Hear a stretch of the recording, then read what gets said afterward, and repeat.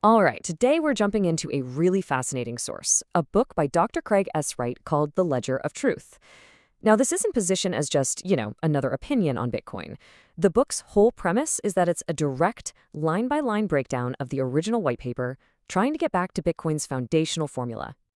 So let's kick things off with a question that sounds simple, but honestly, it just gets messier every year. And that is, what is Bitcoin, really? I mean, it's been over a decade. You'd think we'd have a solid answer by now, right? But instead, what we've got is this total mess of conflicting stories. Is it supposed to be anonymous digital cash, for secret payments? Or is it this democratic thing run by the community? Maybe it's just a speculative asset, basically digital gold. Or, hey, maybe it's a tool for anarchists. Well, here's the kicker. According to the book we're looking at today, every single one of these popular ideas is built on a complete misunderstanding of what Bitcoin was originally designed to be. And the author really sets the stage with this quote. The point of the book isn't to tell the story of Bitcoin's crazy evolution, with all its forks and community drama. No, the goal is to peel all of that back, to get right down to the original blueprint and show what the system was actually built to do from the very beginning. Okay, so at the very heart of this whole argument is a simple three-part framework. The book argues that Bitcoin isn't just a currency. It's an integrated system of three core pillars that cannot be separated: law, a ledger, and a machine. So let's dig into what each of those actually means. All right, first up, let's tackle pillar number one, Bitcoin as law. And right away, this idea goes straight against one of the most popular beliefs out there about Bitcoin. This idea that it's all about consensus, where the community and the nodes get to vote on how things should work.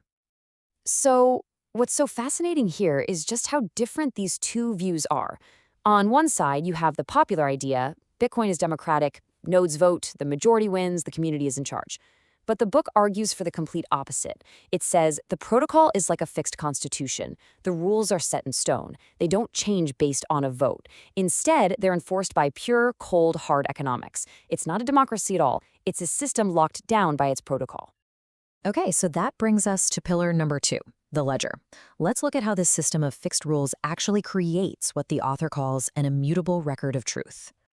The book is really clear that this isn't some kind of magic. It's a very specific engineering process. It all kicks off with transactions being created and signed. Then a timestamp server bundles them all up into a block.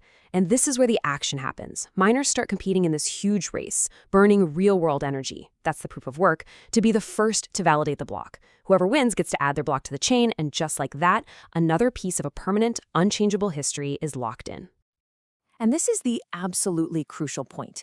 Bitcoin's security isn't about hiding things. It's not about encryption in the way we normally think about it. The security comes from raw economics. It's just so expensive, it takes so much energy and computing power to try and go back and rewrite history that it's basically impossible for any sane, rational person to even attempt it. The past is literally protected by how much it costs to change. And this brings us to a really important distinction the author makes about privacy. The book argues Bitcoin was never ever designed for anonymity, where your actions are totally hidden. No, it was designed for pseudonymity. What's the difference?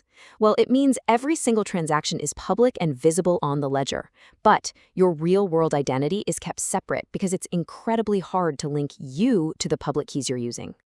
Which leads us perfectly into the third and final pillar, the machine. You can think of this as the engine that drives the whole system.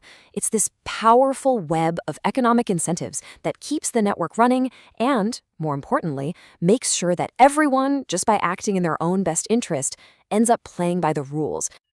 So in the book, proof of work is described as way more than just a complicated puzzle for miners. It's the economic anchor for the entire system. Think of it like a bridge. It's the thing that connects the digital, abstract world of the ledger to the very real, physical world of energy costs, costs you can measure and audit. That connection is what gives the whole digital record its weight and its integrity. And this table really breaks down how that economic machine works in practice. It's pretty simple, actually. If you're an honest miner, you follow the rules, you validate transactions, and you get paid with block rewards and fees. But if you're a dishonest miner and you try to cheat the system, you just end up wasting a ton of energy, your block gets rejected by everyone else, and you earn absolutely nothing. The entire system is built so that being honest is, by far, the most profitable thing you can do. So when you put all three of these pillars together, you've got the fixed rules of the law, the permanent record of the ledger, and the powerful economic machine.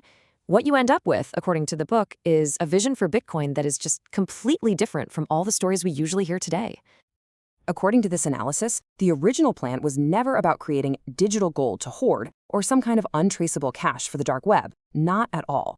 It was actually engineered to be a massive, high-volume system for big-time enterprise use. We're talking about a global ledger that could handle huge amounts of tiny, low-cost micropayments and create legally binding records that you could actually audit. It was a system built for certainty and for verifying all kinds of data, way beyond just money. So that's the core argument from The Ledger of Truth in a nutshell. It presents Bitcoin's original design not as money, but as a system for creating evidence that you simply can't argue with. And that leaves us with a pretty big, thought-provoking question to wrap up with.